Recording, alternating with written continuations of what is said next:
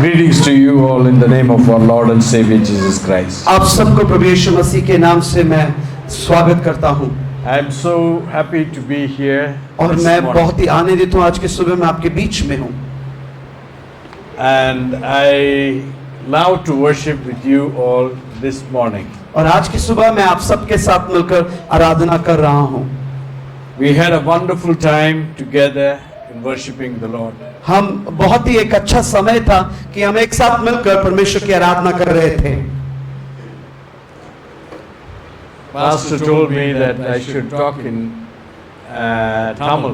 Pastor कह रहे थे कि मैं तमिल में प्रचार करूं। How many of you are Tamil here? Okay. All right. Okay. So how many of you know only English? कुछ लोगों को मात्र इंग्लिश पता है, कितने लोगों को इंग्लिश समझ आता है? No, only English. मात्र इंग्लिश समझ आता है। So I think that I can go for Tamil. मैं तमिल जा सकता हूँ। All right. Okay. So for the benefit of the Tamil speaking community, और जो तमिल बोल रहे हैं उनके लाभ के लिए I would like to speak in Tamil. मैं तमिल में आज परमेश्वर के वचन को बांटना चाहूंगा। I thank God for your life. मैं धन्यवाद देता हूँ आपके जीवन के लिए। What a wonderful day it is. कितना अच्छा दिन है। How many of you believe that? कितने लोग आप विश्वास करते हैं? We are alive. हम आज जीवित हैं। We are not dead. हम मरे हुए नहीं We हैं। are not sick. हम बीमार नहीं हैं। We are here in the presence हम of प्रभु God. की उपस्थिति में हैं। We are not in the hospital. हम अस्पताल में नहीं हैं। We are not suffering at home. हम घर पे जो है पीड़ित नहीं We are हैं। here in the presence of God. प्रभु की उपस्थिति में हैं। God has brought us here. प्रभु ने आपको यहाँ पे लेके He आया has है। given us breath in our आप nostrils. आपके नथनों में उसने सांस को दिया है। He has given us strength in our bodies. आपके शरीर में उसने सामर्थ को दिया है That you could walk and come to this place. ताकि आप चलकर परमेश्वर की उपस्थिति में आए। Hallelujah. Hallelujah Hallelujah. हालेलुया। தலைமுறைகள் வரும் தலைமுறைகள் போகும். पीढ़ियां आएगी और पीढ़ियां जाएगी இந்த தலைமுறையிலே கர்த்தர் உன்னை தெரிந்தெடுத்திருக்கிறார். और इस पीढ़ी में परमेश्वर ने आपको चुना है। अनेक தலைமுறைகள் இதற்கு முன்பாக கடந்து போயிருக்கிறது. इससे पहले बहुत सी पीढ़ियां जो है खत्म हो चुकी है। இந்த தலைமுறையிலே கர்த்தர் நீ இந்த இடத்திலே பிறக்க வேண்டும், இந்த இடத்திலே நீ வாழ வேண்டும் என்பதை கர்த்தர் தீர்மானித்திருக்கிறார். और इस पीढ़ी में परमेश्वर ने निर्णय लिया है कि आप इस स्थान में पैदा हो और इस स्थान में अपने जीवन को चलाए। இது இப்ப கொஞ்ச நாள்ல நீங்க வந்து இந்த வாட்ஸ்அப்ல ரீல்ஸ் எல்லாம் பார்த்திருந்தீங்கன்னா சின்ன பிறந்த குழந்தைய கிட்ட इंटरव्यू எடுக்கிற மாதிரி பார்த்திருக்கீங்க। और मैंने अभी कुछ ही दिनों में आपने देखा होगा व्हाट्सएप के रील्स आजकल बहुत फेसबुक में चल रहे हैं, उसमें देखोगे एक छोटे बच्चे से इंटरव्यू ले रहे हैं। जस्ट बॉर्न और एक पैदा हुए बच्चे से इंटरव्यू ले रहे हैं। So some people are asking something and then the child is saying I want to go back. और एक व्यक्ति उस बच्चे से कुछ पूछ रहा था तो वो बच्चा उस व्यक्ति इंटरव्यू लेने वाले से देखकर कहता है मुझे वापस मां के पेट में जाना है। So I saw one child come, ஒரு சின்ன பையன், ஒரு குட்டி பையன், பிறந்த பையன், அவன் வந்து हॉस्पिटल நடந்து வராரு। और मैंने देखा कि एक ऐसा भी रील देखा कि एक छोटा सा पैदा हुआ बच्चा वो चलकर अस्पताल आता है डॉक्टर से मिलने के लिए। அவன் அந்த napkin எல்லாம் போட்டு வந்து हॉस्पिटल வந்து where is the doctor? और वो डायपर पहनकर आया था बच्चा और आकर वो डॉक्टर पूछने लगा लोगों से डॉक्टर कहाँ बैठता है?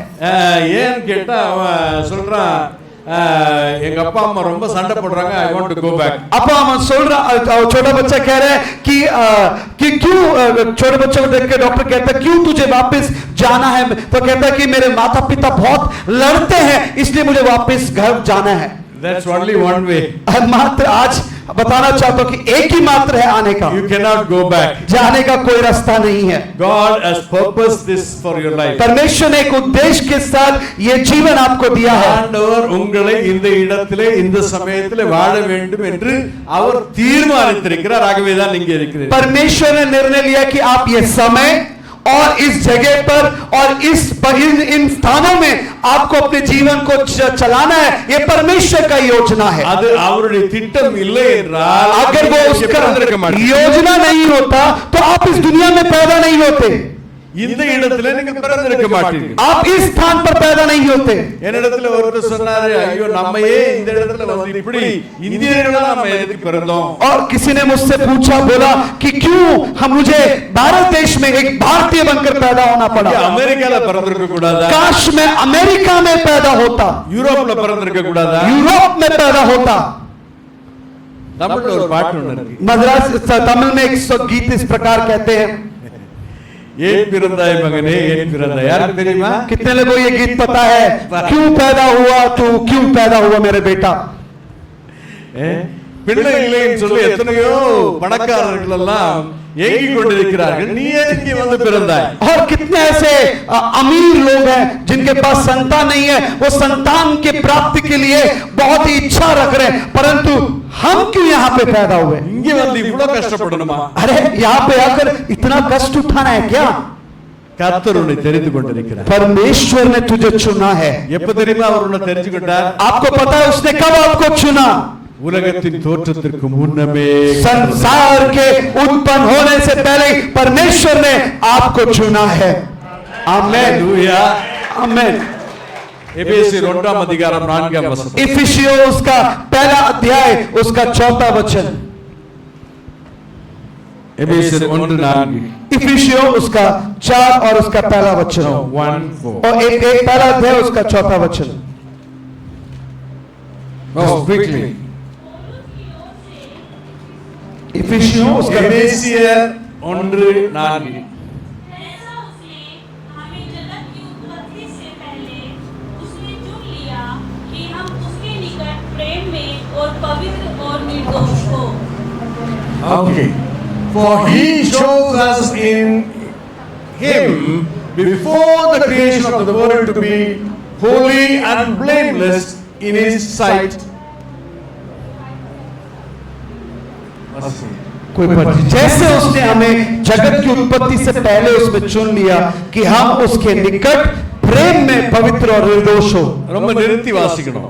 हमें ध्यान से और रोक कर पढ़ना है. For he chose us जैसे उसने हमें जगत की उत्पत्ति से पहले चुन लिया in him कि उसके उसमें before the creation of the world. जगत की उत्पत्ति से पहले. When? कब? எப்போ? कब चुना आपको? உலக தோற்றத்திற்கு முன்னமே. संसार के जगत के वचन के जगत की उत्पत्ति से पहले ही. எப்போ உன்னை தெரிந்து கொண்டா? कब आपको चुना? நீங்க பிறந்ததுக்கு அப்புறம் இல்ல. आप पैदा होने के बाद आपको प्रभु ने नहीं நீங்க चुना. ரட்சிக்கப்பட்டதுக்கு அப்புறம் இல்ல. उद्धार पाने के बाद परमेश्वर ने नहीं चुना. ரட்சிக்கப்படுற அப்புறம் இல்ல. उद्धार पाने के बाद तो नहीं चुना. உலக தோற்றத்திற்கு முன்னமே. जगत के उत्पत्ति से पहले ही आपको चुन लिया है. அப்படி என்றால் इसका உலக मतलब தோற்றம் நம்முடைய வேதத்தின்படி 6000 ஆண்டுகள் கடந்து விட்டது உலகம் தோன்றி. परमेश्वर के वचन के अनुसार संसार का जो उत्पत्ति जो 6000 साल पहले हुआ था. 6000 ஆண்டுகளுக்கு முன்பு இந்த உலகம் உருவாக்கப்பட்டது. 6000 साल पहले बाइबल के अनुसार इस संसार की रचना की गई. மனித குலம் 6000 ஆண்டுகளுக்கு முன்பாக உருவாக்கப்பட்டது. और जो मनुष्य जाति है वो 6000 साल पहले उसकी सृष्टि हुई है. ஒருவேளை அதற்கு முன்னாடியே இந்த உலகம் பிறந்திருக்கலாம். உலகத்தை கர்த்தர் உருவாக்கி இருக்கலாம். हो सकता है मनुष्य जाति को बनाने से पहले संसार को उसने पहले ही बना दिया होगा. அதைத்தான் வேதம் தெளிவாக சொல்லுகிறது. और परमेश्वर का वचन जो उत्पत्ति में लिखा हुआ है, ஆதியாகமம் 1 அதிகாரம் 1 वचனம். उत्पत्ति उसका पहला अध्याय उसका पहला वचन कहता है. வாசிங்கள், வேகமா எடுத்து வாசிங்க. आइए जोर से निकाल के पढ़िए, வேகமா எடுத்து வாசிங்க. जल्दी जल्दी पढ़िए. आदि में परमेश्वर ने आकाश और पृथ्वी की सृष्टि की. ஆதியிலே தேவன் வானத்தையும் பூமியையும் உண்டாக்கினார். आदि में परमेश्वर ने आकाश और पृथ्वी की रचना सृष्टि की. இது முதலாம் வசனம். ये पहला वचन है. இரண்டாவது வசனம். दूसरा वचन कहता है, पृथ्वी बेडौल और सुनसान पड़ी थी और गहरे जल के ऊपर अंधियारा था. ஆனால் பூமி ஒழுங்கின்மையும் வெறுமையுமாய் இருந்தது. वचन कहता है पृथ्वी बेडौल और सुनसान पड़ी थी. அது எப்படி நம்ம ஆண்டவர் வந்து பரிபூர்ணமான ஆண்டவர், अरे हमारा परमेश्वर तो परिपूर्ण परमेश्वर है। எல்லாத்தையும் உருவாக்கின பின்பு அதை பார்த்து இது நல்லது என்று சொன்னார்। और परमेश्वर ने इस जगत की रचना के बाद, सब कुछ बनाने के बाद परमेश्वर ने कहा ये तो अच्छा है। உலகத்திலே ஒவ்வொன்றையும் உருவாக்கினார்। परमेश्वर ने जगत में हर एक प्राणी को बनाया। முதலாவது வெளிச்சத்தை உண்டாக்கினார்। सबसे पहले उसने ज्योति की रचना की। உண்டாக்கின உடனே அவருடைய வார்த்தை என்ன? और जब उसने ज्योति का रचना की तो उसका शब्द क्या था? அது நல்லது என்று கண்டார்। उसने कहा वो तो अच्छा है। அதற்கு பின்பாக ஒவ்வொன்றாக அவர் படைத்தார்। फिर उसके पीछे परमेश्वर ने एक एक करके सृष्टि की। எல்லாவற்றையும் படைத்த பொழுது जिस पृथ्वी की पूरी तरीके से रचना करने के बाद, படைத்ததற்கு பின்பும் அவர் சொன்னார் இது நல்லது। हर एक रचना के बाद उसने कहा ये अच्छा है। Hallelujah, hallelujah, hallelujah, hallelujah. அப்ப ஆண்டவர் எல்லாவற்றையும் நன்றாக படைக்கிறவர்। तो इसका अर्थ यह है परमेश्वर जब सृष्टि की रचना किया या कुछ भी रचना करता है वो अच्छा ही होता है। பூரணமாய் படைக்கிறவர் और वो परिपूर्ण तरीके से बनाता है। அவர் ஏதோ வெறுமையானதை படைக்கிறவர் அல்ல। वो खाली का कार्य को सृष्टि में रचना नहीं करता। ஒழுங்கின்மையை உருவாக்குகிறவர் அல்ல। बेडौल को नहीं बनाता है। கன்ஃபியூஷனை உருவாக்குகிறவர் அல்ல। वो असमंजस को नहीं बनाता। அவர் சமாதானத்தை உண்டு பண்ணுகிறவர்। वो शांति को बनाने वाला परमेश्वर है। இரண்டாம் வசனம் சொல்லுகிறது, और वचन कहता है பூமியானது पृथ्वी जो है வெறுமையாக वो बेडौल था, இருந்தது, सुनसान थी, தண்ணீரில் மேலே और पानी के ऊपर இருள் சூழ்ந்திருந்தது। और वो अंधेरा था। தேவ ஆவியானவர் और परमेश्वर की அந்த आत्मा தண்ணீரின் மேல் அசைவாடிக் கொண்டிருந்தார்। और उस पानी के ऊपर वो मंडरा रहा था।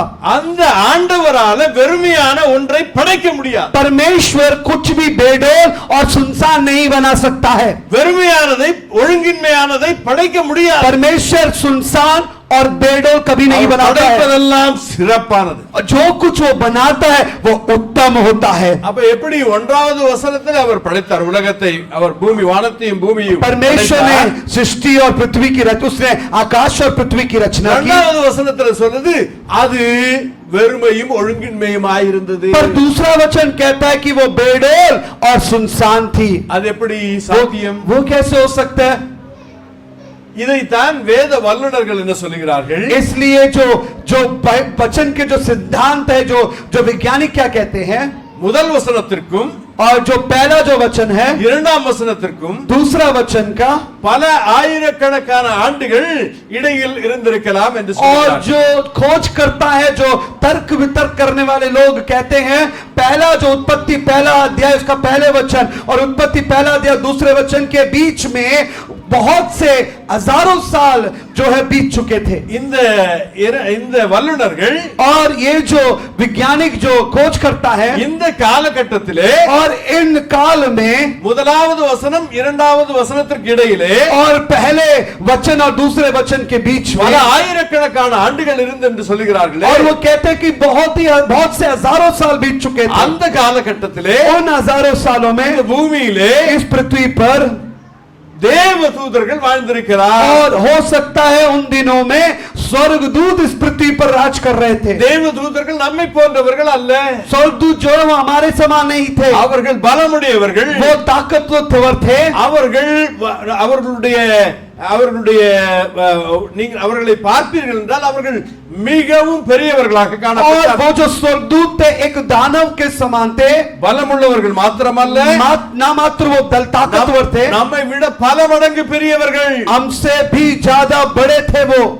ஒரு தூதன் நிற்க கண்டு और एक स्वर्गदूत को खड़ा देखकर வெளிப்படுத்தலை நாம் வாசிக்க முடியும்। और प्रकाशित वाक्य में हम पढ़ते हैं அவன் வானத்திற்கும் பூமிக்குமாய் அவன் என்ன பண்ணி கொண்டிருந்தான், நின்று கொண்டிருந்தான்। और वचन प्रकाशित वाक्य में ऐसा लिखा है कि वो स्वर्गदूत इतना बड़ा था कि वो स्वर्ग और पृथ्वी और स्वर्ग के ऊंचाई तक था। நம்மை போல 5 அடியோ 6 அடியோ இருக்கவில்லை। और हमारे समान वो 5 फुट या 6 फुट नहीं था। அவனை நாம் இப்படி பார்க்கணும், அவ்வளவு பெரியவன்। और वो इतना बड़ा स्वर्गदूत रहते थे इस पृथ्वी पर कि हमें उन्हें सिर उठाकर ही देखना था। அந்த தூதர்கள் இந்த உலகத்திலே வாழ்ந்தார்கள் என்று சொல்லி வேத வல்லுநர்கள் சொல்லுகிறார்கள். और बाइबल बताती है वो स्वर्गदूत जो है theologians. जो बाइबल के जो सिद्धांतक है, जो खोज करता है, वो बताते हैं कि उन दोनों वचन के बीच में जो हजारों साल की काल था, उस समय वो स्वर्गदूत रहते थे. அந்த காலகட்டத்திலே और उस काल में இந்த டைனோசர் என்று அழைக்கப்படுகிறதான பெரிய பெரிய மிருகங்கள் அங்கே வாழ்ந்தது. तो उन काल में, उस काल में, हजारों साल के उस काल में, तो उस जगह पर डायनासोर बड़े बड़े जानवर रहते थे. அந்த டைனோசர் எல்லாம் இப்ப எடுத்து பல இடங்களிலே அதனுடைய எலும்புக்கூடுகளை எடுக்கிறார்கள். और आप सब जानते हैं, खोजकर्ता जो है अब डायनासोरों की कंकालों को जाकर खोद कर निकाल रहे हैं. ஒவ்வொரு டைனோசரும் இந்த வீட்டு அளவு அல்லது இந்த பில்டிங் அளவுக்கு இருக்கும். और एक एक जो डायनासोर है इस बिल्डिंग के समान ऊंचे और बड़े थे.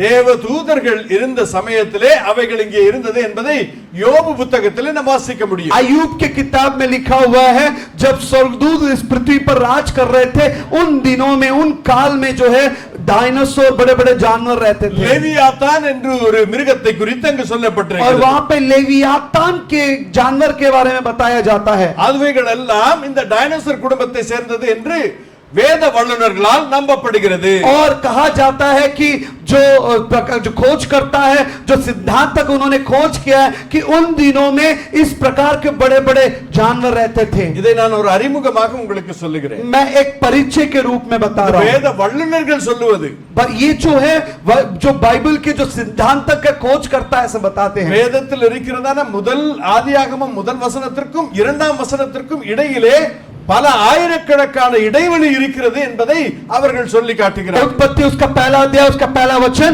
और उत्पत्ति पहला अध्याय दूसरा वचन, इन दिनों के बीच, इन दोनों वचन के बीच में हजारों काल का अंतर है. அந்த தூதர்களையும் அந்த தூதர்களையும் அந்த அவனை பின்பற்றினதான தூதர்களையும் அந்த மிருகங்களையும் அவர் அழித்தார் என்று அவர்கள் சொல்லுகிறார்கள். और खोजकर्ता इस प्रकार कहते हैं कि उन स्वर्गदूतों को और उन जानवरों को परमेश्वर ने नाश किया. அதுதான் இன்னைக்கு அந்த டைனோசரை கண்டுபிடிச்சு அவன் சொல்றான், இது 2 லட்சம் வருஷத்துக்கு முன்னாடி இருந்தது. और आज जो है उस जानवर की, डायनासोरों की खोज करते हैं और कहते हैं, अरे ये जानवर तो 2 करोड़ साल 2 इस पृथ्वी पर थे. 5 லட்சம் வருஷத்துக்கு முன்னாடி இருந்தது. 5 लाख साल पहले डायनासोर इस पृथ्वी पर थे. இது இருக்கலாம் அல்லது இல்லாமலும் இருக்கலாம். இதை வேதம் தெளிவாக சொல்லவில்லை. और इसके बारे में बाइबल कुछ नहीं बताता है. हो सकता है जानवर उस समय थे या नहीं हो सकता है, ये भी मान सकते हैं. ஆனால் வேத வசனம் மிகவும் தெளிவாக சொல்லுகிறது. परंतु परमेश्वर के वचन साफ तौर से हमें सिखाता है. அழிக்கப்பட்ட பின்பு அது வெறுமையும் ஒழுங்கின்மையுமாய் இருந்தது. और जब उस पृथ्वी को परमेश्वर ने नाश करने के बाद ये पृथ्वी बेडोल थी और सुनसान थी, இருளாய் இருந்தது, अंधकार से भरा हुआ था. அந்த இடத்திலே அவர் வெளிச்சத்தை கட்டளையிட்டார். और उस जगह पर परमेश्वर ने ज्योति को प्रकट किया. அவர் வாயை திறந்து அவர் சொன்ன முதல் வார்த்தை என்ன தெரியுமா? வெளிச்சம் உண்டாக கடவுளே. और जैसे ही प्रभु यीशु परमेश्वर ने अपने मुंह को खोला और कहा, ज्योति उत्पन्न होने पाए. உன்னுடைய வாழ்க்கையில இருள் சூழ்ந்திருக்கிறதா? आज आपके जीवन में अंधेरा है. உன்னுடைய வாழ்க்கையிலே நீ எங்கே போக வேண்டும் என்று தெரியாமல் தவித்துக் கொண்டிருக்கிறாயா? आपको नहीं मालूम कि आप कहां आपको जाना है. நான் இந்த வழியிலே போக வேண்டுமா? क्या मैं इस मार्ग में जाऊं? நான் இப்படி போக வேண்டுமா? मुझे ऐसे जाना है. இந்த முடிவை எடுக்க வேண்டுமா? क्या मैं इस निर्णय को लूं? இந்த முடிவை எடுக்க வேண்டுமா? क्या मैं ऐसा निर्णय लूं? என்ன செய்ய வேண்டும்? मैं क्या करूं? ஒன்றுமே அறியாதவர்களாக இருளிலே வாழ்ந்து கொண்டிருக்கிறீர்களா? आप अनजान व्यक्ति के समान अंधेरे में है तो தேவன் ஒரு மனிதனை தேர்ந்தெடுக்கும் பொழுது परमेश्वर जब एक व्यक्ति को चुनता அவனை है, அந்த இருளில் இருந்து வெளிச்சத்திற்கு கொண்டு வருகிறார். वो उसे उस अंधकार से बाहर निकाल कर लेके आता है. அவர் இருளை பார்த்து வெளிச்சம் உண்டாக கடவுளே. ऐसे उसने कहा, अंधेरे को देखकर ज्योति उत्पन्न हो.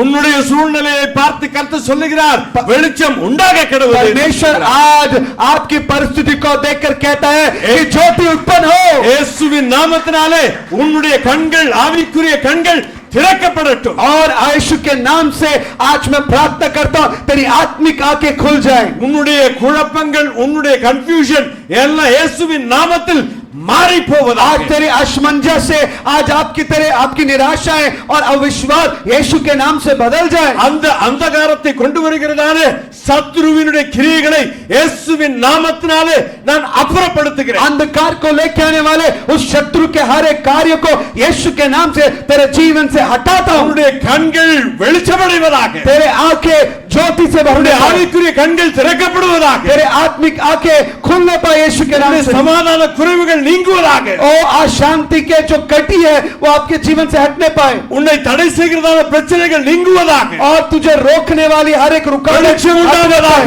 तेरे जीवन में ज्योति आने पाए. சூழ்நிலையில வெளிச்சம் உண்டாகட்டும். तेरे आंखों में ज्योति आने पाए. சூழ்நிலையில வெளிச்சம் உண்டாகட்டும். तेरे आंखों में ज्योति आने पाए. கர்த்தருடைய வெளிச்சம் உன்மேல் உதிக்கட்டும். परमेश्वर का ज्योति तेरे जीवन में आने पाए. இருளில் இருந்து நீங்கள் आज வெளியாக்கப்பட்டிருக்கிறீர்கள். प्रभु अंधकार से आपको निकाल இருளில் रहा இருந்து है. आज வெளியாக்கப்பட்டிருக்கிறீர்கள். प्रभु आपको अंधकार से बाहर निकाल रहा है. நீங்கள் இருளுக்குரியவர்கள் அல்ல.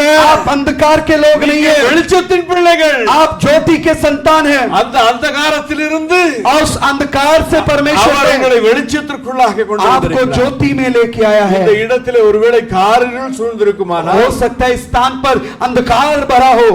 நான் உங்களை பார்க்க முடியாது. मैं आपको नहीं देख सकता. நீங்கள் என்னை பார்க்க முடியாது. आप मुझे नहीं देख இந்த सकते हैं. வெளிச்சம் இருப்பதனாலே நாம் ஒருவரை ஒருவர் பார்க்க इस முடிகிறது. लाइट के कारण हम एक दूसरे को देख पा रहे हैं. ஆண்டவர் சொன்ன அந்த வெளிச்சத்தின் மூலமாக परमेश्वर ने जो ज्योति के बारे में आपको बताया है அந்த வெளிச்சத்தை உங்களாலே பார்க்க முடியும். आप उस ज्योति को देख அவரை सकते हैं. நீங்கள் பார்க்க முடியும். आप उसको देख सकते हैं. அவர் உங்களை அழைத்திருக்கிறார். परमेश्वर ने आपको बुलाया है. இந்த காலகட்டத்திலே அவர் உங்களை அழைத்திருக்கிறார். परमेश्वर ने इस काल में आपको बुलाया है. இரண்டு காரியங்களை குறித்து நான் உங்களிடத்திலே சுருக்கமாக சொல்லி நான் முடிக்க दो விரும்புகிறேன். कार्यों के बारे में मैं आपको बताकर खत्म करना चाहूंगा. முதலாவது தேவனுடைய திட்டம். परमेश्वर की योजना.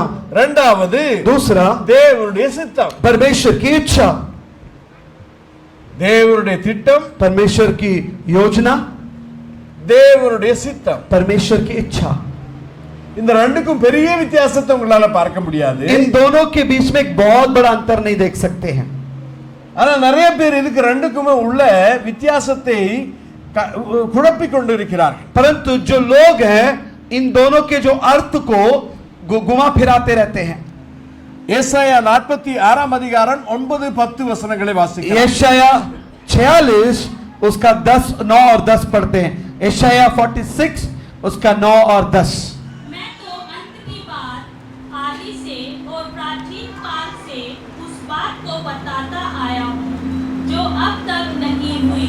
मैं कहता हूँ मेरी युक्ति स्थिर रहेगी और मैं अपनी इच्छा को पूरी करूँगा.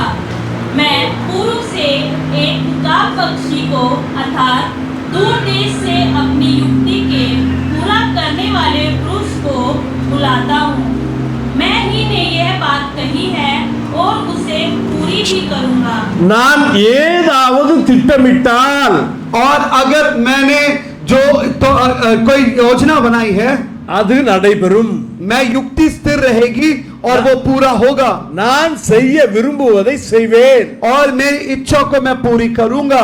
அவர் செய்ய விரும்புவதை ஒருவனும் தடை செய்ய முடியாது. अगर परमेश्वर जो इच्छा रखता है आपके जीवन में उसे कोई भी रोक नहीं सकता है. அவருடைய திட்டம் அப்படிப்பட்டது. उसकी योजना इस प्रकार है. அவருடைய திட்டத்தை குறித்து உங்களுக்கு ஒரு உதாரணத்தை சொல்லுகிறேன். उसकी योजना के बारे में एक उदाहरण मैं बताना चाहता हूँ. அவருடைய திட்டம் என்றால் என்ன?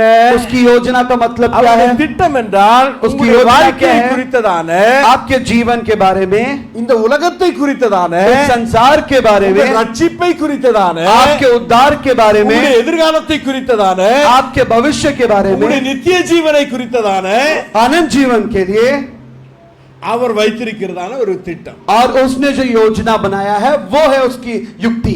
இது ஒரு கட்டிடத்தை கட்டுவதற்கு முன்பு, जैसे एक बिल्डिंग को हम बनाते हैं, அதற்கு செய்வதற்கு முன்பு ப்ளூ பிரிண்ட் என்று ஒன்றை செய்வார்கள். आपको पता है बिल्डिंग के बनाने से पहले ठेकेदार जो है नक्शा बनाता है. அந்த திட்டம் அப்படித்தான் இருக்கும். वो नक्शा ऐसे ही होता है.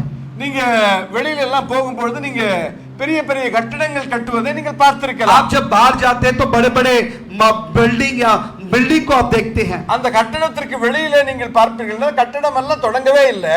अगर बिल्डिंग के बनाने से पहले, शुरुआत करने से पहले, முதல்ல இந்த ஊர்ல எல்லாத்தையும் சும்மா எல்லாத்தையும் மறைச்சிருவாங்க. यहाँ पे दिल्ली में तो बिल्डिंग को बनाने से पहले वो पर्दों से ढक देते हैं. உள்ள வேலை நடக்கும். अंदर जो है उस पर्दे के अंदर काम हो रहा होता நமக்கு है। பெரிய பில்டிங் ஒண்ணும் தெரியாது கண்ணுல, हमें नहीं पता रहता कितनी बड़ी बिल्डिंग बन ஆனா रही है, நமக்கு வெளியில ஒரு பிக்சர் போட்டிருப்பாங்க। परंतु बाहर जो है बिल्डिंग के वो जो अपार्टमेंट सब बनते हैं उसके बाहर एक बिल्डिंग का அந்த नक्शा होता है। கவர்மெண்ட் கிட்ட இருந்து வாங்குனதான அப்ரூவலுடைய பிளானுடைய அப்ரூவலை அங்க வெளியில போட்டு आपने வச்சிருப்பாங்க। देखा होगा कि बिल्डिंग के बाहर नक्शा होता है कि हम इस बिल्डिंग को इस प्रकार बना रहे हैं, वो सरकार से उन्होंने वो अनुमति ली होगी कि हम इस तरीके से ही बनाएंगे। அந்த இடத்துல 10 மாடி கட்டடம் 15 மாடி கட்டடத்தை மிகவும் அழகாக நேர்த்தியாக நிற்பதை போன்ற ஒரு படத்தை அங்கே வரைந்து வைத்திருப்பார்கள்। और उस बिल्डिंग के बाहर एक ऐसा तस्वीर बना देते हैं, और जैसे उस तस्वीर में दिखाया जाता है वो बिल्डिंग 10 मंजिल की है, 15 मंजिल की है और बहुत सुंदर बिल्डिंग है। इस प्रकार बिल्डिंग तैयार होने से पहले नक्शा को दिखाया जाता நீங்க है। அப்படி எட்டி பாத்தீங்கன்னா अगर आप उस पर्दे को हटाकर अगर आप जाकर ஒண்ணுமே देखोगे தெரியாது। वहां पे कुछ समझ नहीं அங்க आएगा। 15 மாடி கட்டடம் இல்ல,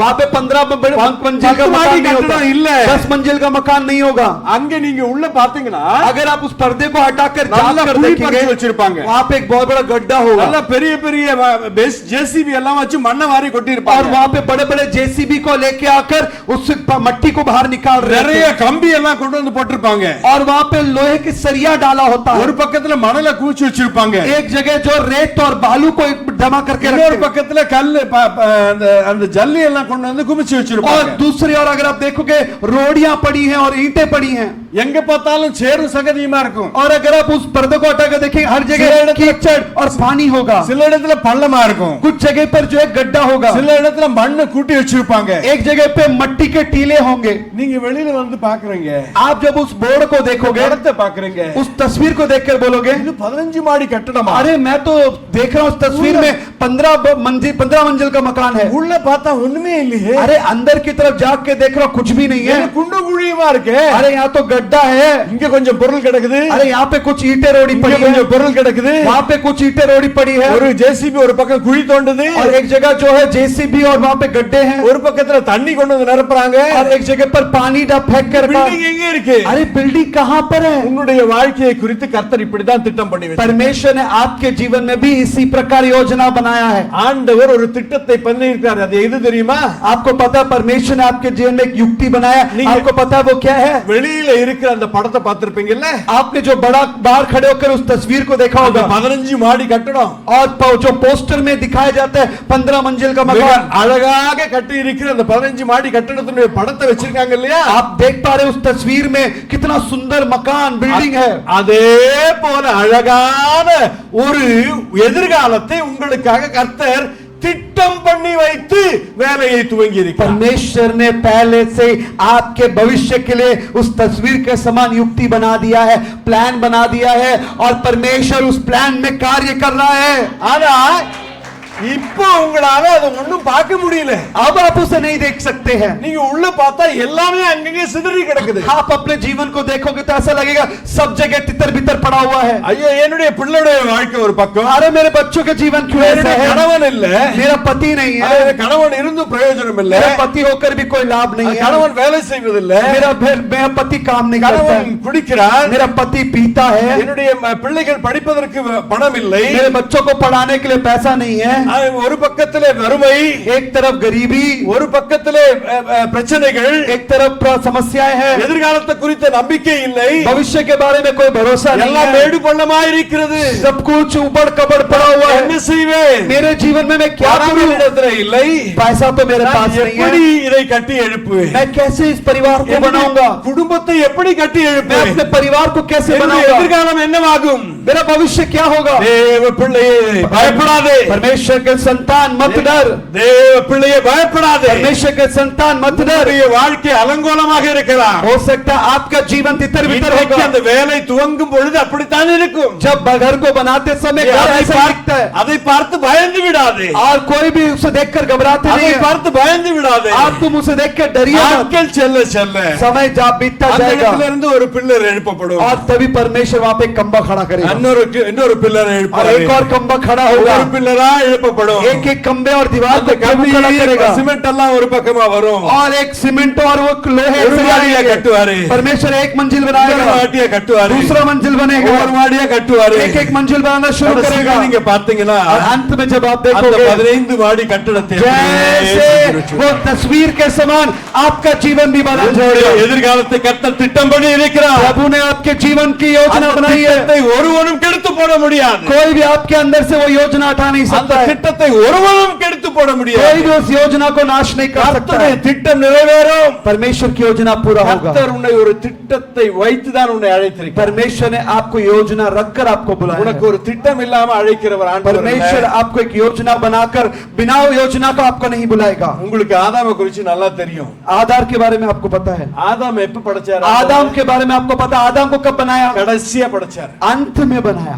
முதல்ல என்ன படைச்சாரு? सबसे पहले क्या बनाया? சூரியனை படைச்சார், சந்திரனை படைச்சார், எல்லா அவனுக்கு தேவையான உலகத்தினுடைய புல் பூண்டுகளை படைத்தார், கடலிலே மச்சங்களை படைத்தார், எல்லா மிருகங்களை படைத்தார். அதற்கு பின்பு எல்லாவற்றையும் ஆயத்தமாக்கி பின்பு மனிதனை உருவாக்கினார். वचन क्या बाइबल बताती है कि आदम को बनाने से पहले परमेश्वर ने ज्योति को बनाया, सूरज चंद्रमा को बनाया, मच्छियों को, जाकर आकाश के पक्षियों को बनाया, सब्जी और साग को बनाया, फलों को बनाया और जानवरों को बनाया, अंत में आदम को बनाया।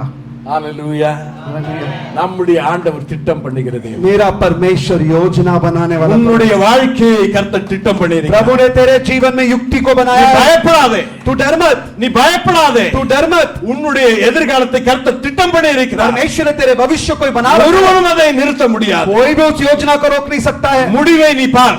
तू अंत को देख, அந்த முடிவு உன்னுடைய அழிவுக்கல்ல, वो अंत वो तेरे नाश नहीं होगा, உன் வாழ்விற்காக, तेरे जीवन के लिए சுகமாய் இருப்பதற்காக, चंगाई के साथ रहने के கட்டி लिए எழுப்புவதற்காக, तुझे प्रभु बनाएगा। உனக்கு ஒரு பிரகாசமான வாழ்க்கையை प्रभु தருவதற்காக तुझे एक उत्तम जीवन देगा। தேவன் அதை உனக்கென்று ஏற்படுத்தி இருக்கிறார். प्रभु तेरे लिए ऐसा जीवन देगा। இன்றைக்கு உனக்கு அது தெரியாமல் आज இருக்கலாம். आपको पता नहीं चलेगा, ஆனால் ஒரு காரியத்தை மாத்திரம் நீ மனதிலே வைத்துக் கொள். पर एक कार्य को तेरे मन में रखना என்னுடைய होगा। வாழ்க்கையை கர்த்தர் திட்டம் பண்ணி, मेरे जीवन को प्रभु योजना बना रहा है। வானத்தையும் பூமியையும் உண்டாக்கின கர்த்தர் என்னுடைய வாழ்க்கையை திட்டம் பண்ணி இருக்கிறார். जो स्वर्ग और पृथ्वी की रचना அந்த करने वाला परमेश्वर விசுவாசத்தோடு, मेरे जीवन को बनाएगा। उस விசுவாசத்தோடு நில். विश्वास के साथ खड़ा हो जा। இங்கே இருக்கிறதான குண்டு குழிகளை பார்த்து பயப்பட வேண்டாம். वहां पे जो गड्ढे हैं, पत्थर है, उनको देख के घबरा मत। இன்றைக்கு இருக்கிற சூழ்நிலைகளை பார்த்து பயப்படாதே. तू अपने जीवन के परिस्थितियों को देखकर मत डर।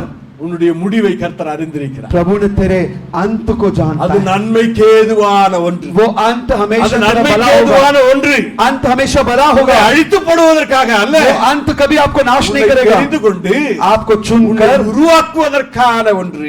आपको बनाने के लिए वो ऐसे परिस्थितियों को लेके आया है। இதுதான் ஆண்டவருடைய திட்டம். ये परमेश्वर की இதுதான் योजना। ஆண்டவர் உனக்காக प्रभु வைத்திருக்கிற ये திட்டம். कार्य करता है आपके लिए। நீங்கள் இங்கே பிறந்திருப்பது கர்த்தருடைய திட்டம். आप इस पृथ्वी पर पैदा हुए हैं और इस स्थान पर हुए, ये प्रभु இந்த की योजना है। இடத்திலே கர்த்தர் உங்களை வைத்திருப்பது கர்த்தருடைய திட்டம். इस जगह पर प्रभु आपको लेके आया है, ये प्रभु की योजना है। இந்த இடத்திலே நீங்கள் வேலை செய்து கொண்டிருக்கிறீர்களே, அது கர்த்தருடைய திட்டம். आप जिस जगह पे काम कर रहे हैं वो प्रभु की योजना है। ஏதோ எப்படியோ நான் இங்க வந்து மாட்டிக்கிட்டே சொல்ல வேண்டாம். आप जो है यहाँ पे आकर मैं फंस गया ऐसे मत बोलिए। கர்த்தருடைய திட்டத்தின்படி நீங்கள் அங்கே அழைத்து வரப்பட்டிருக்கிறீர்கள். प्रभु ने आपके जीवन में इस योजना को நீங்க लेके எங்க आया வேணா है। பிறந்திருக்கலாம். आप चाहे कहीं पे भी पैदा क्यों ना हो, நீங்க எங்க வேணா வாழ்ந்திருக்கலாம். आप चाहे कहीं पे भी क्यों अपने கர்த்தர் जीवन இன்றைக்கு व्यतीत உங்களை करें, கொண்டு வந்திருக்கிறாரா? प्रभु आपको यहाँ पे लेके आया அவருடைய है। திட்டத்தை நிறைவேற்ற ये प्रभु की योजना पूरा ஒரு करना நாள் चाहते வரும். हैं। वो एक समय அந்த आएगा, நாளிலே उस दिन में நீங்கள் நின்று திரும்பி பார்ப்பீர்கள். जब आप खड़े होकर मुड़ के ஆண்டவரே, देखेंगे, प्रभु நான் எங்கே இருந்து வந்தேன், मैं कहां से आया, என்னை எங்கே கொண்டு வந்து நிறுத்தி இருக்கிறீர் मुझे ஆண்டவரே. कहां पे लेके गए உம்முடைய प्रभु, நாமத்திற்கே மகிமை आपकी नाम की என்று महिमा। சொல்லி சொல்லுகிறதான காலம் வரும். प्रभु इस प्रकार का एक அந்த परिस्थिति को காலம் लेके வந்து आएगा। கொண்டிருக்கிறது. वो समय आ நீ रहा है, பயப்படாதே, मत डर, திகையாதே. तू घबरा நானும் मत। தேவன், परमेश्वर तेरा நான் உன் परमेश्वर வலது है। கரத்தை பிடித்து तेरे दाहिने हाथ को पकड़कर நடத்துவேன், मैं तुझे चलाऊंगा, தாங்குவேன், तुझे संभालूंगा, ஏந்துவேன், मैं तुझे उठाऊंगा, சுமப்பேன், मैं तुझे உன்னை उठाऊंगा, ஒருபோதும் கைவிட மாட்டேன். मैं तुझे कभी नहीं छोड़ूंगा। அவர் பாதியிலே விடுவதற்கு மனிதர் அல்ல. आप जो है आदि में जो मनुष्य था वो मनुष्य नहीं, வாக்கு சொல்லியும் அவர் நிறைவேற்றாமல் இருப்பதற்கு அவர் மனிதன் அல்ல. वो झूठ बोलने वाला मनुष्य नहीं, जो बोलता है उसे पूरा ना करने वाला परमेश्वर அவர் नहीं हो। சகலத்தையும் உருவாக்கின தேவன். वो सब कुछ बनाने वाला परमेश्वर है। உனக்கென்று சகலத்தையும் இங்கே உருவாக்கி விட்டுதான் அவர் உன்னை உருவாக்கினார். आपके लिए सब कुछ बनाने के बाद ही उसने आपको इस पृथ्वी पर पैदा होने के लिए भेजा। ஆதாமனுடைய வாழ்க்கையில செய்ததை போல கர்த்தர் உனக்காக செய்திருக்கிறார். आदम और हव्वा के जीवन में जिस प्रकार प्रभु ने सब कुछ बनाकर उन्हें बनाया, उसी तरह आपको पैदा करने से पहले प्रभु ने सब कुछ बना दिया। ஒருவேளை உன்னுடைய கண்களால நீ இப்பொழுது அதை பார்க்க முடியாது. हो सकता है आज तेरी आंखें उन चीजों को नहीं देख पा रही हैं। கர்த்தர் உனக்காக வைத்திருப்பதை प्रभु ने जो கண்டதும் இல்லை, காதுகள் கேட்டதும் இல்லை. प्रभु ने जो आपके लिए रखा है वो आपकी आंखें सुन नहीं पाई हैं, आपकी आंखें नहीं देख पाई हैं। जो विश्वास कर रहा है हालेलुया बोलिए। விசுவாசிக்கிறவர்கள் கரங்களை உயர்த்தி ஒரு ஹalleluya अपने हाथों को उठाकर हालेलुया बोलिए। ஹalleluya हालेलुया ஹalleluya हालेलुया। நன்றி இயேசுவே, धन्यवाद यीशु, நன்றி இயேசுவே, धन्यवाद यीशु, நன்றி இயேசுவே, धन्यवाद यीशु। என்னை தெரிந்து கொண்டீரே உமக்கு तूने நன்றி, मुझे चुना है, தெரிந்து கொண்டீரே உமக்கு நன்றி। बोलिए तूने मुझे चुना है। ஓ ஷீராபாக்கா பாலாதுராபா ஜீசஸ் ஹalleluya। यीशु धन्यवाद।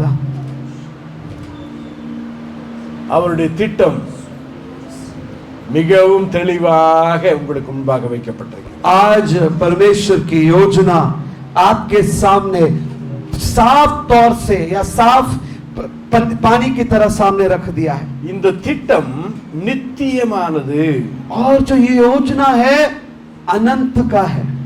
இதை யாராலும் நிறுத்தவே முடியாது, कोई उसे रोक नहीं सकता है, யாருமே நிறுத்த முடியாது। कोई नहीं रोक सकता है। எபேசியர் 1ஆம் அதிகாரம் इफिसियों उसका पहला अध्याय 9 இருந்து 11 வரைக்கும் வாசிச்சீங்கன்னா 9 से लेकर जब 11 पढ़ते हैं, சரி, அது நம்ம ஒரு வசனத்தை வாசிச்சோம், हमने एक 9 वचन இருந்து पढ़ा। 11 வரைக்கும் நீங்க வாசிக்கலாம்। 9 से लेकर आप 11 तक पढ़ सकते हैं। इफिसियों उसका पहला अध्याय उसके 9 से लेकर 11 तक पढ़ेंगे। தேவன் முழு ஞானத்தோடும் பலத்தோடும் அவரது ரகசிய திட்டத்தை நாம் அறிய செய்தார்। क्योंकि उसने अपनी इच्छा का भेद उस भले अभिप्राय के अनुसार हमें बताया, जिसे उसने अपने आप में ठान लिया था। இது ரொம்ப நிறுத்தி நிதானமா நீங்க வாசிச்சீங்கன்னா உங்களுக்கு தெரியும்। अगर आप रुककर आराम से धीरे धीरे पढ़ेंगे तो आपको समझ आएगा। தேவன் परमेश्वर யாரு? कौन?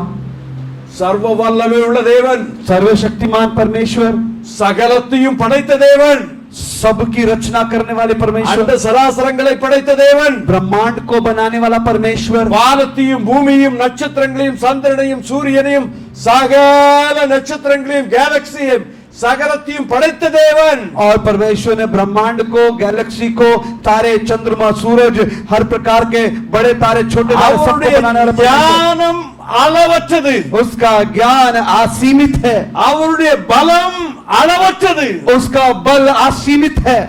தேவன் परमेश्वर முழு ஞானத்தோடும் पूरे अभिप्राय के साथ, முழு பலத்தோடும் पूरे भेद के साथ, அவரது ரகசிய उसके भेद और अभिप्राय के बातों அறிய को செய்திருக்கிறார்। परमेश्वर ने हमें हमें सुनाने के लिए उसने अभिप्राय कर दिया है। அடுத்த வசனம், अगला वचन,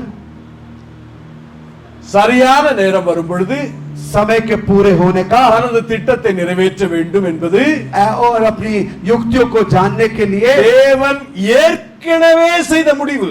और परमेश्वर ने पहले से योजना बना लिया। நீங்க செய்யறதுனால ஒண்ணு நடக்க போறதில்லை, आप जो निर्णय लेते हैं इसलिए नहीं हो रहा है, அவர் ஏற்கனவே திட்டம் பண்ணி வைத்திருக்கிறார், पहले से ही उसने निर्णय ले रखा है அதுதான் அவர் செய்து முடிப்பார்। और वो ही योजना को पूरा करेगा। பரலோகத்திலும் பூமியிலும் आकाश में और पृथ्वी உள்ள पर அனைத்து பொருள்களும் जितना भी वस्तुएं हैं ஒன்று கூடி கிறிஸ்துவின் கீழ் இருக்க வேண்டும் என்பது और वो एक साथ मिलकर प्रभु यीशु के चरणों में रहने के लिए தேவனுடைய திட்டம், परमेश्वर की योजना है। அடுத்த வசனம், अगला वचन, நாம் கிறிஸ்துவுக்குள் தேவனின் மக்களாக தேர்ந்தெடுக்கப்பட்டோம், उसी में जिसमें हम भी उसी के समाना मनसा से जो अपनी इच्छा के मत के अनुसार सब कुछ को पूरा करते हैं। தேவன் நம்மை தேர்ந்தெடுப்பது பற்றி परमेश्वर ने हमें चुना है, ஏற்கனவே திட்டமிட்டிருந்தார்। पहले से ठहराया जाकर मसीह मिरास बने हैं, ஏனென்றால் क्योंकि அதுதான் அவர் விருப்பம்।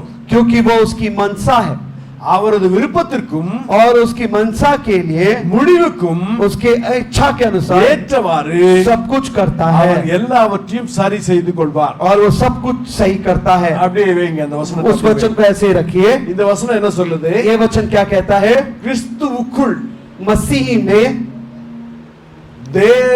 தேவனின் மக்களாக நீங்கள் தேர்ந்தெடுக்கப்பட்டிருக்கிறீர்கள். परमेश्वर के प्रजा के रूप में आपको परमेश्वर ने चुना है. எப்படி தேர்ந்தெடுக்கப்பட்டிருக்கீங்க? कैसे चुना है परमेश्वर ने आपको?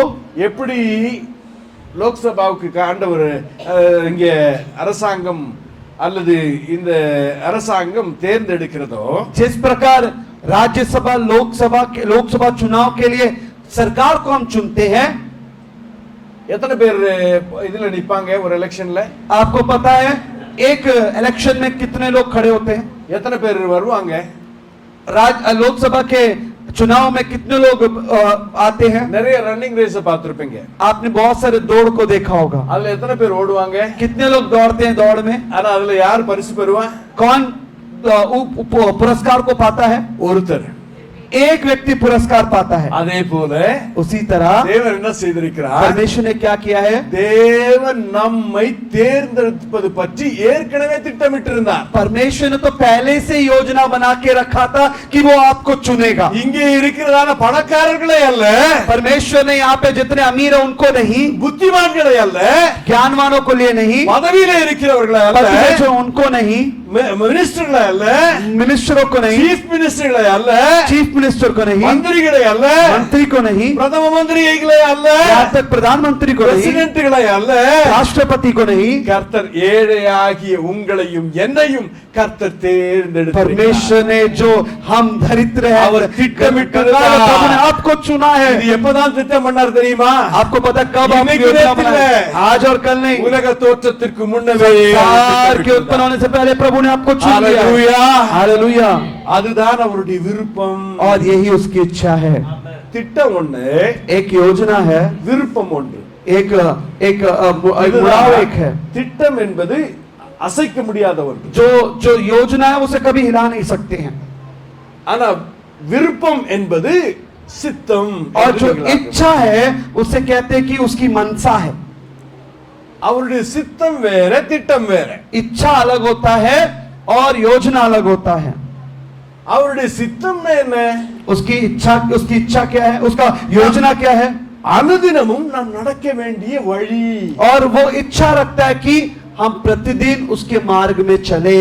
இயேசு கிறிஸ்து यीशु मसीह அவர்களுக்கு ஜெபிக்க கற்றுக் கொடுக்கும் பொழுது जब चेलों को प्रार्थना करना सिखाया, அவர் சொன்னார், उसने कहा உம்முடைய சித்தம் आपकी इच्छा பரலோகத்திலே செய்யப்படுவது போல जिस प्रकार स्वर्ग में होता है பூமியிலேயும் செய்யப்படுவதாக. पृथ्वी पर भी पूरा होने पाए. உம்முடைய சித்தம் आपकी इच्छा அல்லது உம்முடைய விருப்பம் या आपकी मनसा வானத்திலே பூமி பரலோகத்திலே செய்யப்படுவது போல जिस प्रकार स्वर्ग में होता है பூமியிலும் செய்யப்படுவதாக. पृथ्वी पर भी पूरा होने पाए. ஆமென். आमीन. அவருடைய விருப்பம் வானத்துல நடக்குது, பரலோகத்துல நடக்குது. उसकी इच्छा जो है ना मनसा स्वर्ग में पूरा होता है. ஏனென்றால் பரலோகத்திலே தேவன் வாசமாயிருக்கிறார். आपको पता है क्यों स्वर्ग में काम पूरा होता है? परमेश्वर स्वर्ग में है அவருடைய விருப்பம் மாத்திரம் தான் நடக்குது. और स्वर्ग में मात्र परमेश्वर की योजना होता है. பூமியிலே அவருடைய விருப்பம் நடைபெறுவதில்லை. पृथ्वी पर उसकी योजना नहीं होता. ஏன் நடக்கிறது இல்ல? क्यों उसकी इच्छा पूरा नहीं होता? அவரை நம்ம முழுமையா நம்ம ஒப்பு கொடுக்கிறது இல்லை. क्योंकि हम अपने आप को उस परमेश्वर के हाथ में नहीं सौंपते. அதை நாம் தடை செய்கிறோம். हम उसे रोकते அவருடைய हैं. சித்தத்தை எப்படி அறிந்து கொள்ளலாம்? कैसे हम योजना को समझ सकते हैं? வேதத்தை வாசிப்பதன் மூலமாக அறிந்து जब हम கொள்ளலாம். बाइबल पढ़ते हैं उसकी इच्छा को जान पाते हैं அந்த வேத வசனத்தின் மூலமாக அவருடைய சித்தத்தை அறிந்து கொள்ளலாம். और उसके वचन के द्वारा हम उसकी इच्छा को जान அந்த पाते हैं. வேத வசனம் और वो जो वचन है அவருடைய சித்தத்தை வெளிப்படுத்துகிறது. और उसकी इच्छा को बताता है. அவருடைய சித்தம் என்ன? उसकी इच्छा क्या है? அவருடைய வழிகளிலே நடக்க வேண்டும். उसके मार्ग में हमें चलना है. பரிசுத்தமாக நடக்க வேண்டும். पवित्रता के साथ चलना है. நீதிமான்களாக நடக்க வேண்டும். धर्मी जन बनकर चलना है. பரிசுத்தத்தை தரித்துக் கொண்டவர்களாக நடக்க வேண்டும். पवित्रता को धारण करके चलना है. இயேசுவை போல நடக்க வேண்டும். यीशु के समान चलना है. இதுதான் அவருடைய திட்டம். और ये उसकी योजना है. இது அவருடைய சித்தம். ये उसकी इच्छा है. இது அவருடைய சித்தம். ये उसकी इच्छा है. நம்ம இந்த உலகத்துல இந்த கட்டத்திலே வாழ்ந்து ஒரு சமயம் வரைக்கும் வாழ்ந்து அதற்கு பின்பு நாம் இந்த உலகத்தை விட்டு போய்விடுவோம். हो सकता है हम कुछ सालों के लिए, एक काल के लिए हम अपने जीवन को इस पृथ्वी में हम चला सकते हैं, उसके बाद हमें मृत्यु के पश्चात हमें जाना है इस पृथ्वी को छोड़कर. அந்த வாழ்ந்திருக்கும் பொழுது पर हमें जब जीवन को इस पृथ्वी पर चलाते हैं, அவர் விரும்புகிற காரியத்தை நம்முடைய வாழ்க்கையிலே செய்ய उसके इच्छा को हमारे जीवन में पूरा करना है. அதற்கு நாம் நம்முடைய சரீரத்தை அவருக்கு முழுமையாய் ஒப்பு கொடுக்க வேண்டும். इसके लिए हमारे शरीर को पूरे तरीके से हमें परमेश्वर के हाथ में अर्पण करना है. அப்பொழுது அவருடைய விருப்பம் நம்முடைய வாழ்க்கையிலே நடைபெறும். तभी उसकी मनसा मेरी मनसा होगी. இந்த சித்தத்தை इस इच्छा को நம்ம கொஞ்ச நேரத்துக்கு தடை பண்ணி வைக்கலாம். हम कुछ समय के लिए तो रोक सकते हैं. கீழ்ப்படியாமல் போகலாம். हम आज्ञा को नहीं मानेंगे. வேத வசனத்திற்கு கீழ்ப்படியாமல் हो போகலாம். सकता है प्रभु के वचन को नहीं विश्वास அவருடைய करेंगे. சித்தத்தை நிறைவேற்றாமல் போகலாம். उसकी इच्छा को हम पूरा नहीं कर रहे होंगे. அவருடைய திட்டத்தை மாற்றவே முடியாது. उसकी योजना को आप नहीं बदल सकते हैं. ஆனா நம்முடைய சித்தத்தை மாற்றிக்கொள்ள முடியும். परंतु हम अपनी इच्छा को बदल ஏன்னா सकते हैं. நமக்குள்ள சுய சித்தம் இருக்கிறது. क्योंकि प्रभु ने स्वयं की इच्छा भी दी है. இது தேவனுடைய சித்தத்திற்கு உட்படுத்தப்பட வேண்டும். और हम अपने स्वयं की इच्छा को प्रभु की इच्छा में बदलना है. தேவனே உம்முடைய சித்தத்தின்படி என்னை நடத்தும். प्रभु तेरी इच्छा के अनुसार मुझे चलाइए. இயேசு கிறிஸ்து கல்வாரி சிலுவையிலே அடிக்கப்படும் முன்பு जिस प्रकार यीशु मसीह को उस क्रूस पर मारा गया, அவர் சொன்னார் ஜெபிக்கும் பொழுது கெத்செமனே தோட்டத்திலே, और गित्सेमनी के बगीचे में मृत्यु से पहले उसने कहा, இந்த பாத்திரம் என்னை வென்று நீங்கட்டும், हे पिता इस पात्र को मेरे ओर से हटा दे, என்னுடைய சித்தம் அல்ல, फिर भी मेरी इच्छा नहीं. இவருடைய சித்தம் என்ன? इसकी इच्छा क्या இந்த है? பாத்திரம் என்னை விட்டு விலகட்டும். ये पात्र जो है என்னுடைய சித்தம் அல்ல, पर मेरी इच्छा नहीं, உம்முடைய சித்தமே. आपकी इच्छा पूरी होनी உம்முடைய चाहिए. சித்தம் என்னுடைய வாழ்க்கையில நிறைவேறட்டும். आपकी इच्छा मेरे जीवन में पूरा இயேசு होनी चाहिए. எப்படி தம்மை அர்ப்பணித்தாரோ यीशु ने जैसे अपने आप को அதே போல அவருடைய சித்தத்தை நிறைவேற்றுவதற்கு உங்களை அர்ப்பணிக்க வேண்டும். उसी समान उसने अपनी इच्छा को पूरा करने के लिए आपको अपने आप को भी अर्पण करना है. ஆண்டவரை பார்த்து நீங்கள் சொல்ல வேண்டும், प्रभु को देखकर आपको कहना है, ஆண்டவரே என்னுடைய சித்தம் அல்ல, प्रभु मेरी इच्छा नहीं, உம்முடைய சித்தத்தை நான் செய்ய வேண்டும். आपकी इच्छा को मुझे पूरा என்னை करना முழுமையாய் है. உமக்கு கொடுக்கிறேன். मैं पूरी तरीके से உம்முடைய अर्पण சித்தம் करता हूँ. உம்முடைய விருப்பம் எனக்குள்ளாக நிறைவேறும். तेरी मनसा मेरे अंदर भेजिए. இந்த திட்டத்திற்கும் அவருடைய சித்தத்திற்கும் ஒரு சின்ன வித்தியாசத்தை ஒரு உதாரணத்தின் மூலமாக உங்களுக்கு சொல்லுங்க. उसकी इच्छा और उसकी योजना के बारे में विस्तार एक छोटे से उदाहरण के साथ साफ तरीके से समझाना चाहता நம்ம हूं. எல்லார்கிட்டயும் மொபைல் போன் இருக்கு. कितने लोग के पास, हम सबके पास मोबाइल फोन है. இந்த மொபைல் போன் இருக்கவங்க என்ன பண்ணுவோம், நமக்கு ஒரு இடத்துக்கு போகணும்னா வழி சொல்லுவோம். आपको पता है अगर हमें कहीं जाना है, इस मोबाइल में एक ऐसा ऐप है जो हमें रास्ता बताता है. மேப் கூகுள் மேப்னு சொல்லி ஒன்னு இருக்கு. और उस मोबाइल में गूगल मैप है जिसमें आप नाम डालोगे जगह का तो वो आपको आपके घर से रास्ता இன்னைக்கு बताएगा. யார்கிட்டயும் வழி கேட்க வேண்டிய அவசியம் இல்லை. आज आप किसी से रास्ता के बारे में पूछने की जरूरत नहीं है. भैया मुझे यहाँ जाना है, वहाँ जाना है. கூகுள் மேப் இருந்ததுன்னா போதும். आपके पास बस गूगल मैप की मैप है, बस काफी है. आप அதுல कहीं पे भी- அந்த அட்ரஸ் எங்க போகணுமோ அந்த அட்ரஸ் போட்டீங்கன்னா आपको அது உங்களை அந்த இடத்திற்கு வழி காட்டி கொடுக்கும். गूगल में जो मैप है उसमें आप जहां जाना है उसका पता डाल दीजिए, तब वहां पर आपको वो रास्ता दिखाएगा कैसे जाना है. எத்தனை பேர் நீங்க அதுல போயிருக்கீங்க, யூஸ் பண்ணிருக்கீங்க कितने लोगों தெரியல. ने आप उस गूगल मैप का उपयोग किया है? गूगल मैप का उपयोग किया है, नक्शे का उपयोग किया है. அதுல சில சமயத்துல கரெக்டா நம்ம டெஸ்டினேஷன் கரெக்டா போட்டிருப்போம். और कई बार ऐसे होता है कि हमने पता तो सही डाला होगा, जहां पे जाना उधर का पता सही डाला होगा. நாங்க இன்னைக்கு வரும் பொழுது இந்த வழியா அங்க இருந்து द्वारकाல இருந்து இங்க வரும் பொழுது இந்த வழி போட்டு வந்தோம். और हम द्वारका से यहाँ पे आ रहे थे, तब हम एक मैप डाल कर आए थे.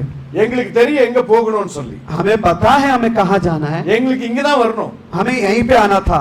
இதுதான் எங்களுடைய டெஸ்டினேஷன். ये हमारा आखिरी स्थान था. இதுதான் நம்முடைய திட்டம். ये हमारी इच्छा है. இது ये हमारी योजना है.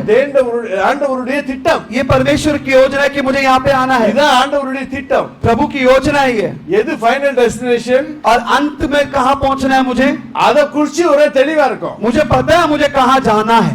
ஆனா फिर भी வரும் பொழுது जब हम यहाँ पे आ रहे थे, அந்த வண்டிக்காரன் वो जो गाड़ी वाला அவன் என்ன பண்ணா வேற ஒரு வழியில கொண்டு போயிட்டான். फिर मुझे दूसरे रास्ते में लेके चले गया. வேற ஒரு வழி கொண்டு போனா உங்களுடைய கூகுள் மேப் என்ன சொல்லும்? दूसरे रास्ते में लेकर जाएगा तो गूगल मैप क्या बोलेगा? ரீரூட். दोबारा वो क्या करेगा? दोबारा आपके एक नया मार्ग तैयार करेगा वो என்ன Google பண்ணும்? Map। அது வேற ரூட்டை காமிச்சு அப்படி அப்படி சுத்தி அப்படி சுத்தி அப்படி சுத்தி இப்படி சுத்தி फिर गूगल मैप क्या दिखाएगा? अच्छा ऐसे जाना, कहीं और मार्ग बनाकर उस जगह में दोबारा पहुंचाने की कोशिश அங்க करेगा। போய் பாதி வழியில போயிட்டு மறுபடியும் அங்க ஒரு வழியை மிஸ் பண்ணிட்டீங்க. और आधे रास्ते में जाकर आप गलत जगह मुड़ गए। அந்த இடத்துல மிஸ் பண்ணீங்கன்னா அது மறுபடியும் இன்னொரு வழியை காட்டி இந்த டெஸ்டினேஷன் கொண்டு வரதுக்கு வேற வழி சுத்தி கொண்டு வரும். फिर एक और क्या करेगा वो गूगल मैप? एक और रास्ता बनाकर आपको उस स्थान में पहुंचने के लिए आपको लेके आएगा। எனக்கு போக வேண்டிய இடம் நல்லா தெரியும். मुझे पता है मुझे कहां पे जाना है। அதான் தேவனுடைய திட்டம், அது ஃபிக்ஸ்ட், அது वो மாறாது. परमेश्वर की योजना है, वो कभी बदल नहीं सकता। நான் இங்கே வரல, வண்டி அங்க போகுதுன்றதுக்காக வேண்டி நான் வேற எங்கேயாவது போயிட முடியாது. आप मैं यहाँ पे नहीं आ रहा, मेरी गाड़ी मुझे कहीं और लेके जा रही है, इसलिए मेरा स्थान आखिरी स्थान कहीं और नहीं जा सकता। விஜய் என்க்ளேவுக்கு வரணும் அப்படின்னு சொல்லிட்டு நான் வந்து சார் இதை விட இந்த வண்டி ஏர்போர்ட் பக்கமா போகுது சார், நான் ஏர்போர்ட்டுக்கு போயிடலாம், போக முடியாது. अरे मुझे विजय एन्क्लेव आना है और मेरी गाड़ी जो है एयरपोर्ट की तरफ जा रहा है, क्या मैं एयरपोर्ट की तरफ जाऊंगा? எனக்கு போக வேண்டியது எங்க? मुझे जाना कहाँ था? இதான் கர்த்தருடைய திட்டம், இது विजय fixed. एन्क्लेव, मुझे यहाँ पे आना था। இது विजय एन्क्लेव। fixed। ये फिक्स्ड இதை है, மாத்த முடியாது. आप इसको नहीं बदल सकते। இதுதான் டெஸ்டினேஷன், यही आपका आखिरी स्थान அவருடைய है। திட்டம். ये प्रभु की योजना है। ஆனா फिर भी சித்தம் என்ன தெரியுமா? पर इच्छा क्या है? அந்த கூகுள் மேப் கொண்டு போகுது பாத்தியா? आप देखो समस्या क्या है? गूगल मैप जहाँ पे आपको लेके जा रहा है அதுதான் சித்தம். वो प्रभु की इच्छा है। அது இந்த இடத்துக்கு வர்றதுக்கு यहाँ पे आने का நேரா அங்க இருந்து இப்படியே வந்துடலாம். आप सीधे वहां से यहाँ आ सकते हो। அங்க இருந்து அப்படி சுத்தி இப்படி சுத்தி இப்படி சுத்தி இப்படி வரலாம். आज यहाँ से वहां से ऐसे ऐसे करके यहाँ लेके அங்க आया। அப்படி சுத்தி அப்படி சுத்தி அப்படி சுத்தி இப்படி எல்லாம் आप சுத்தி ऐसे जाके ऐसे जाके ऐसे जाके यहाँ पे आ सकते हैं। அதான் சித்தம். उसे कहते हैं इच्छा। நம்ம சில சமயத்துல हम कई बार सोचते हैं, நம்முடைய சித்தம் அல்லது நம்முடைய விருப்பத்தை हम क्या करते हैं, अपनी मनसा को अपनी इच्छा को தேவனுடைய சித்தத்திற்கு கீழ்ப்படியாமல் நம்முடைய சித்தத்தை கொண்டு வந்துருவோம். और हम प्रभु की इच्छा को नहीं मानते हैं और हम अपनी इच्छा को वहां पे लागू करने की कोशिश करते हैं। அப்ப நம்முடைய சித்தத்தை அதுக்குள்ள கொண்டு வரும்போது और जब हम अपनी इच्छा को लेके आते हैं प्रभु की इच्छा में, அப்படியே சுத்தி சுத்தி சுத்தி தான் வரும். तब आपका जीवन कैसे चलेगा? ऐसे ऐसे ऐसे ऐसे ऐसे दौड़ेगा, சுத்தி தான் வரும். ऐसे ऐसे घूम कर कहीं லேட் आएगा, ஆகும். देर होगा, ஆனா நீங்க இங்க வந்துடலாம். आप यहाँ आ जाओगे। ஆனா உங்களுடைய வழி आप நிறைய जो- மிஸ் பண்ணிடுவீங்க. आप जो मार्ग, जो सही मार्ग है, டைம் நிறைய ஓடிரும். और आपका समय बहुत लंबा ले लेगा यहाँ पे पहुंचने का। புரிஞ்சதா உங்களுக்கு? आपको समझ आ रहा है जो मैं कह रहा हूँ? இதுதான் சித்தம், यही प्रभु की योजना है, தேவனுடைய திட்டம். प्रभु की योजना। ஆமென். हमें இத வந்து நம்ம அப்படி செட் பண்ணிக்கலாம். हम ऐसे ऐसे कह सकते हैं। சரி, நம்ம இவனுடைய வாழ்க்கையை குறித்து நம்ம பார்த்தோம்னா जब बाइबल में हम एक व्यक्ति के बारे में पढ़ते தேவனுடைய திட்டம் என்ன தெரியுமா? हैं, प्रभु की योजना क्या पता है? நினிவேவுக்கு யாரை அனுப்பினார் ஆண்டவரே? परमेश्वर ने निनीवे शहर के लिए किसको भेजा? சீக்கிரமா முடிச்சிருவேன். मैं अंत करने वाला हूँ। நினிவேவுக்கு யாரை அனுப்பினாரு? निनीवे शहर को किसके लिए किसको भेजा? யோனாவை அனுப்பினார். योना भविष्यवक्ता को भेजा। ஆண்டவருடைய திட்டம் என்ன? परमेश्वर की योजना की क्या थी? அந்த நினிவேயுடைய மக்களை ரட்சிக்க வேண்டும். परमेश्वर चाहता था निनीवे शहर के लोग उद्धार पाए। அதுக்கு யாரை கூப்பிடுறாரு? परमेश्वर किसको बुला रहा है? யாரை கூப்பிடுறாரு? किसको बुलाया? யோனாவை கூப்பிட்டார். योना भविष्यवक्ता को बुलाया। योना आया, யோனா வந்தா योना भविष्यवक्ता आया। ஆனா தேவனுடைய சித்தத்தை அவன் செய்வதற்கு பதிலாக परमेश्वर की इच्छा को उसने पूरा नहीं தன்னுடைய किया, சுய இஷ்டத்தின்படி परंतु अपनी इच्छा के अनुसार, சுய விருப்பத்தின்படி अपने खुद की मनसा के अनुसार, சுய சித்தத்தின்படி खुद के इच्छा के अनुसार அவன் அங்கே போகாதபடிக்கு वहां पे नहीं गया, தர்ஷீசுக்கு போகிற निनीवे शहर नहीं गया, दर्शित शहर को भाग गया। ஆனால் என்ன நடந்தது என்பது உங்களுக்கு आपको தெரியும். अच्छी तरह पता है, योना जब दर्शिश की ओर भागा क्या हुआ? அங்கே போய் கடல்ல தூக்கி வீசப்பட்டான். वहां पे लोगों ने उसे समुद्र में डाल दिया।